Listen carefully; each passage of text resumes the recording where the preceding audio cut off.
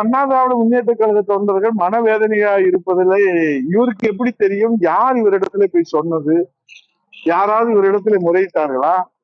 நான் கேட்கிறேன், புரட்சி தலைவர் காலம் தொட்டு, புரட்சி தலைவர் அம்மா காலம் தொட்டு, புரட்சி தமிழ் ஐயா எடப்பாடியார் காலம் தொட்டு இந்த கட்சிக்காக உழைத்து இந்த கட்சியை ஆணி வேறாக இருந்து கட்சி காத்து வருகிற உண்மை தொண்டர்கள், விசுவாச தொண்டர்கள் யார் விஜய் அவர்களிடத்திலே போய் நாங்கள் கவலையில இருக்கிறோம் என்று சொன்னது என்று அவர் பட்டியலிட்டு சொன்னால் அதுக்கு வேண்டுமானால் நாங்கள் பதில் சொல்வதற்கு தயாராக இருக்கிறோம்.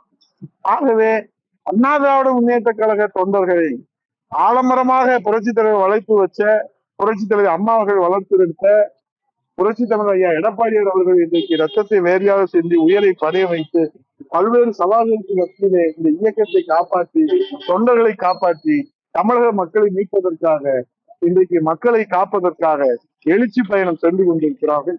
ஆகவே அதை பொறுத்துக் கொள்ள முடியாமல் இது போன்று யாருடைய சூழ்நிலை கூட பேசியிருக்கலாம், இல்ல அவரா கூட பேசியிருக்கலாம். ஆனா உண்மை நிலை தெரியாமல், கள நிலவரம் தெரியாமல் பேசுகிறார் என்பது மட்டும் நிதர்சனம் தான்.